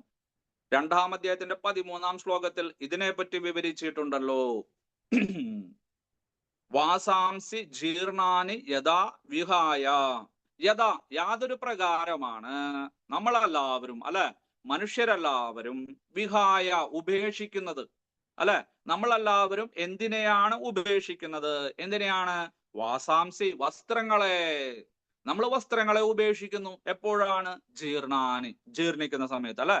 നമ്മുടെ ഷർട്ടോ പാന്റോ ചുരിദാറോ ബ്ലൗസോ അല്ലെ, അടിവസ്ത്രങ്ങളോ മുണ്ടോ സാരിയോ ധോത്തിയോ കുർത്തയോ അല്ലെ, തലക്കെട്ടോ ടവലോ എപ്പോഴാണ് നമ്മൾ ഉപേക്ഷിക്കുന്നത്? ജീർണാനി ജീർണിക്കുന്ന സമയത്ത്, കീറിക്കഴിഞ്ഞാൽ, കറ പറ്റിക്കഴിഞ്ഞാൽ അല്ലെ, പിന്നി തുടങ്ങിയാൽ, നര പിടിച്ചു കഴിഞ്ഞാൽ, ഉപയോഗിക്കാൻ കൊള്ളാതായി കഴിഞ്ഞാൽ അല്ലെ, ഉപയോഗിച്ച് അത് ഒരു പരിധി എത്തിക്കഴിഞ്ഞാൽ നമ്മൾ എന്ത് ചെയ്യുന്നു? അതിനെ ഉപേക്ഷിക്കുന്നു അല്ലെ. അത് കത്തിച്ചു കളയുന്നു, മറ്റുള്ളവർക്ക് കൊടുക്കുന്നു, അല്ലെങ്കിൽ വീട്ടില് അടുക്കളയില് പാത്രങ്ങൾ പിടിക്കാനായിട്ട്, തുടയ്ക്കാനായിട്ട്, അല്ലെങ്കിൽ ചവിട്ടാനായിട്ട് ഒക്കെയും നമ്മൾ ഉപേക്ഷിക്കുന്നു. നമ്മൾ ധരിക്കാറുണ്ടാ? ഇല്ല. നമ്മുടെ മനസ്സിനൊരു സുഖമില്ല, അയ്യോ ആളുകളെല്ലാം ചോദിച്ചു തുടങ്ങി അല്ലെ, ഇത് എനിക്ക് മനസ്സിനൊരു സുഖമില്ല ആളുകളുടെ മുന്നിൽ പോകാൻ. അപ്പൊ യഥാ വിഹായ വാസാംസി ജീർണാന്. എങ്ങനെയാണ് ജീർണിച്ച വസ്ത്രങ്ങളെ ഒരു വ്യക്തി ഉപേക്ഷിക്കുന്നത്? എന്നിട്ട് ഉപേക്ഷിച്ചിട്ട് എന്താ, നിങ്ങൾ നഗ്നനായിട്ട് നടക്കുകയാണ് ചെയ്യുന്നത്? അല്ല അല്ലെ. ആ ഉപേക്ഷിക്കുന്നതിന് മുന്നേ തന്നെ നിങ്ങൾ കണ്ടുവെക്കും. ഉപേക്ഷിച്ച ഉടനെ തന്നെ നവാനി ഗൃഹണാദി നര അഭരാണി. ഉപേക്ഷിച്ച തന്നെ നരന്മാര്, മനുഷ്യര് അല്ലെ, മനുഷ്യര് ബുദ്ധിമാന്മാരായിട്ട് മനുഷ്യര് ഉപേക്ഷിച്ച ഉടനെ തന്നെ അഭരാണി നവാനി ഗൃഹണാദി, പുതിയവയെ സ്വീകരിക്കുകയും അണിയുകയും ചെയ്യുന്നു അല്ലെ. പഴയവ അല്ല വേണ്ട, ഇനിയിപ്പോ ജീർണിച്ചൊന്നുമില്ല, കാലത്ത് കുളിച്ചു കഴിഞ്ഞാൽ വന്നിട്ട് ചെയ്യാൻ നിങ്ങള് അല്ലെ, കുളിച്ചു കഴിഞ്ഞ ഉടനെ തന്നെ പുതിയ വസ്ത്രങ്ങൾ. അത് ഒന്നില്ലെങ്കിൽ കിടക്കേര മുകളിൽ കട്ടിലിന്റെ മുകളിൽ റെഡിയാക്കി വെക്കും, അല്ലെങ്കിൽ മേശയുടെ മുകളിൽ, അല്ലെങ്കിൽ നമ്മൾ ബാത്റൂമിലേക്ക് കൊണ്ടുപോകും അല്ലെ. കൊണ്ടുപോയിട്ട് അവിടെ വെച്ചിട്ട് തന്നെ വസ്ത്രം മാറിയിട്ട് വരും. അല്ലാതെ ഇങ്ങനെ കാലത്ത് കുളിച്ചു കഴിഞ്ഞാൽ 2-3 മണിക്കൂർ ഇങ്ങനെ നടന്നിട്ട് പിന്നെ ആരെങ്കിലും പറയുമ്പോഴാണ് പുതിയ വസ്ത്രം ധരിക്കുന്നത്. അല്ല, ഉടനെ തന്നെ, ക്ഷണം, അപ്പോൾ തന്നെ. അതിനുള്ള സജ്ജീകരണങ്ങളെല്ലാം നിങ്ങൾ മുൻകൂട്ടിയിട്ട് നടത്തിയിരിക്കുകയും ചെയ്യും അല്ലെ. എല്ലാം കുളി കഴിഞ്ഞെടുക്കേണ്ടത്, അത് അവിടെ വെച്ചു മേക്കപ്പ് ചെയ്യേണ്ടത്, എണ്ണ, powder, fair and lovely, cream, spray എല്ലാം സെറ്റാക്കി വെക്കും ബാത്റൂമിൽ പോണേക്കാളും മുമ്പ് തന്നെ, യാത്രയ്ക്ക് പുറപ്പെടുന്നതിന് മുന്നേ തന്നെ. അതുപോലെ വലിയൊരു യാത്രയ്ക്ക് പുറപ്പെടാൻ പോകുന്ന സമയത്ത് ഈ ജീവാത്മാവ് ശരീരത്തിനെയെല്ലാം നോക്കി വെക്കും. ഏത് മാതാപിതാക്കള്, ഏത് ദേശം, ഏത് കാലം എല്ലാം റെഡിയാക്കി വെക്കും. നമ്മൾ ചെയ്യുന്ന പോലെ തന്നെ. നവാനി ഗൃഹണാദി നരോപരാണി. എങ്ങനെയാണ്? പുതിയ അപരാണി വസ്ത്ര അപരാണി വാസാംസി. അപരാണി വസ്ത്രങ്ങള് എങ്ങനെയാണ് നരന്മാര് പെട്ടെന്ന് തന്നെ സ്വീകരിക്കുന്നത്? തഥാ അപ്രകാരമാണ് അർജുന ശരീരാണി വിഹായ ജീർണാനി. ഈ ജീർണിച്ച ശരീരങ്ങളെ അവൻ അയം ഉപേക്ഷിക്കുന്നത്. ആര്? ആത്മാവ്. ഈ ജീവാത്മാക്കള് എങ്ങനെയാണ്? സാധാരണ ഒരു മനുഷ്യൻ വ്യാവഹാരിക തലത്തില് നിത്യവും ആ കുളി കഴിഞ്ഞു കഴിഞ്ഞാൽ അല്ലെങ്കിൽ ജോലി കഴിഞ്ഞു വന്നു കഴിഞ്ഞാൽ ആ ജീർണിച്ച അഴുക്ക് പറ്റിയിട്ടുള്ള മാലിന്യം, അവിയർപ്പിന്റെ ദുർഗന്ധമുള്ളത്, അഴുക്ക് പിടിച്ചത്, പൊടി പിടിച്ചത്, നനഞ്ഞതുമായിട്ടുള്ള വസ്ത്രങ്ങളെല്ലാം ഉപേക്ഷിച്ച് സ്നാനം കഴിഞ്ഞു കഴിഞ്ഞാൽ പുതിയവ എടുത്തണിയുന്നത് അല്ല, ഒരു സുഖം കിട്ടും, മനസ്സിനൊരു സന്തോഷം കിട്ടും. അതുപോലെയാണ് തഥാ അപ്രകാരമാണ് അർജുന ഈ ജീർണിച്ച ശരീരങ്ങളെ ആത്മാവ് ഉപേക്ഷിക്കുന്നത്. വിഹായ ജീർണാനി ശരീരാണി അല്ല, ജീർണിച്ച ശരീരങ്ങളെ. അല്ല പ്രഭു, 10 വയസ്സിൽ മരിച്ചു ഞങ്ങളുടെ അവിടെ ഒരാള്, 40 വയസ്സിൽ നല്ല സുന്ദര കുട്ടപ്പൻ, ജിമ്മിന് പോണ ആള്, ഒരു ജീർണനം തോന്നിയിട്ടില്ലല്ലോ. നിങ്ങൾക്ക് തോന്നുന്നതല്ലേ, ആത്മാവിനറിയാം ഉള്ളിലൊന്നുമില്ലാന്ന്. മനസ്സിലായില്ലേ? പുറമേ നിന്ന് നല്ല പയറുമണിയായിരിക്കും, നല്ല ഇതായിരിക്കും, പക്ഷെ ഉള്ളിലത്തെ ആന്തരിക അവയവങ്ങളെ കുറിച്ച്, അവന്റെ രക്തധമനികളെ കുറിച്ച്, അവന്റെ ഹൃദയത്തെ കുറിച്ച് നിങ്ങളെക്കാളും കൂടുതൽ, ഡോക്ടറെക്കാളും കൂടുതൽ ആർക്കറിയാം? ആത്മാവിനറിയാം. മനസ്സിലായോ? അപ്പോ നമ്മളല്ല അവൻ നല്ല ഇതായിരുന്നു, യാതൊരു കുഴപ്പമുണ്ടായിരുന്നില്ല, പുകവലിക്കില്ല അല്ലെ, അവൻ എന്തൊക്കെ ചെയ്യുന്നു, അവന്റെ ശരീരത്തിന്റെ അവസ്ഥ എന്ത്, അവന്റെ മനസ്സിന്റെ അവസ്ഥ എന്ത്, ഹൃദയത്തിന്റെ അവസ്ഥ എന്ത്, ലിവറിന്റെ, അവന്റെ വൃക്കയുടെ, അതിന്റെ ഇതിന്റെ എല്ലാ അവസ്ഥയും ആർക്കറിയാം? ആത്മാവിനറിയാം. കാരണം ആത്മാവ് ശരീരം ഉണ്ടായ സമയത്ത് തന്നെ അവന്റെ കൂടെ ഉണ്ടായിരുന്നതാണ്. അതുകൊണ്ട് അന്യാനി സംയാതി നവാനി ദേഹി. അർജുന, എപ്രകാരമാണ് മനുഷ്യര് പഴയ വസ്ത്രങ്ങളെ ഉപേക്ഷിച്ച് പുതിയ വസ്ത്രങ്ങളെ പെട്ടെന്ന് തന്നെ സ്വീകരിക്കുന്നത്, അപ്രകാരം തന്നെയാണ് ഈ പഴയ ശരീരത്തെ ഉപേക്ഷിച്ച് ദേഹി, വീണ്ടും ഇവിടെ ആത്മാവ് എന്നല്ല പറയുന്നത്, എന്താ പറയുന്നത്? ദേഹി, ദേഹത്തിന്റെ ഉടമസ്ഥനായിട്ടുള്ള ആ ആത്മാവ്, ബദ്ധാത്മാവായിട്ടുള്ള ഈ ഒരു ദേഹി പുതിയ ശരീരത്തെ സ്വീകരിക്കുന്നത് അർജുന. അതില് വിഷമിക്കേണ്ട, നാശോചിതം അർഹസി, നിശോചിക്കേണ്ട അവസ്ഥയില്ല. ജോലി കഴിഞ്ഞ് വന്ന് അഴുക്ക് പിടിച്ചിട്ടുള്ള വസ്ത്രങ്ങള് മാറ്റുമ്പോൾ നിങ്ങൾക്ക് സുഖമാണോ ദുഃഖമാണോ ഉണ്ടാകുന്നത്? സന്തോഷമാണോ ദുഃഖമാണോ ഉണ്ടാകുന്നത്? പറയൂ. അല്ലെ? പഴയ വാഹനം 15 കൊല്ലമായി, ടയറെല്ലാം പൊട്ടി, എഞ്ചിൻ ഇടയ്ക്ക് നിൽക്കുന്നു, ഓയിൽ ലീക്ക്, അതിന്റെ വൈപ്പർ വരയ്ക്കണില്ല, ഗിയർ ശരിക്കും വരയ്ക്കണില്ല. അതിനെ ഉപേക്ഷിച്ചിട്ട് പുതിയൊരു വാഹനം വാങ്ങുമ്പോൾ നിങ്ങൾക്ക് സന്തോഷമാണോ സങ്കടമാണോ, സുഖമാണോ ദുഃഖമാണോ ഉണ്ടാകുന്നത്? പറയൂ. പഴയ വീട് പൊളിഞ്ഞു, ചോർച്ച, അല്ലെ? ഇരിക്കാൻ സാധിക്കുന്നില്ല, പാമ്പുകള്, തേരട്ടകള്, അതിന് ആരെങ്കിലും പറഞ്ഞ് നിനക്ക് ഞാനൊരു പുതിയ വീട് നിർമ്മിച്ചു തരാം, അങ്ങോട്ട് മാറിക്കോളൂ എന്ന് പറഞ്ഞ, അയ്യോ ഇത് മതി, എനിക്ക് വേണ്ടായേ, ഇത് തന്നെയാണ്, എന്റെ മുത്തച്ഛൻ എവിടെയാണ് ജനിച്ചത്, എന്റെ മുത്തശ്ശി ഇവിടെയാണ്, എന്റെ അമ്മയും അച്ഛനും ഞാനും എന്റെ മക്കളും എല്ലാം ഇവിടെയാണ് ജനിച്ചത് എന്ന് പറഞ്ഞ് അതിനെ കെട്ടിപ്പിടിച്ചിരിക്കുകയാണ് നല്ലത്? ആലോചിക്കൂ. അതുകൊണ്ട് അർജുന, മരണവും ജനനവും സുഖപ്രദമായിട്ടുള്ള ഒരു അവസ്ഥയാണ്. ആളുകൾ വെറുതെ പറയും, അല്ലെ, അതൊക്കെ ആത്മഹത്യ ചെയ്യുമ്പോഴോ അല്ലെങ്കിൽ വേറെ എന്തെങ്കിലും പ്രാരാബ്ദങ്ങളോ അല്ലെങ്കിൽ മറ്റുള്ള ചിന്തകളോട് കൂടിയിട്ട് ചിലപ്പോ മരിക്കുമ്പോ ചിലപ്പോ നമ്മൾ എന്തെങ്കിലും വായോ കണ്ണോ ഗോഷ്ഠികളോ അല്ലെങ്കിൽ ആ ശരീരം ഉപേക്ഷിക്കാനുള്ള ഒരു ചിലപ്പോ മടിയോ ഒക്കെ കാരണം ചിലപ്പോ എന്തെങ്കിലും വികൃതമായിരിക്കാം. പക്ഷെ ഒരു ഭക്തനെ സംബന്ധിച്ച് അല്ലെങ്കിൽ ഒരു സാധാരണ നല്ല ഒരു സമൂഹ ജീവിതത്തിൽ ജീവിക്കുന്ന, സാമൂഹികമായിട്ട് ജീവിക്കുന്ന ഒരു മനുഷ്യനെ സംബന്ധിച്ച് എന്താണ്? ഉറങ്ങുന്ന പോലെയുള്ള സുഖമായിട്ടുള്ള ഒരു അവസ്ഥയാണ് മരണം, അതുപോലെ തന്നെ ജനനം. ഇവിടെ പെട്ടെന്നാ പറഞ്ഞിരിക്കുന്നത്. ഇനിയിപ്പോ അയ്യോ അടഞ്ഞു തിരിഞ്ഞ് നടക്കേണ്ടി വരും, ഒന്നുമില്ല.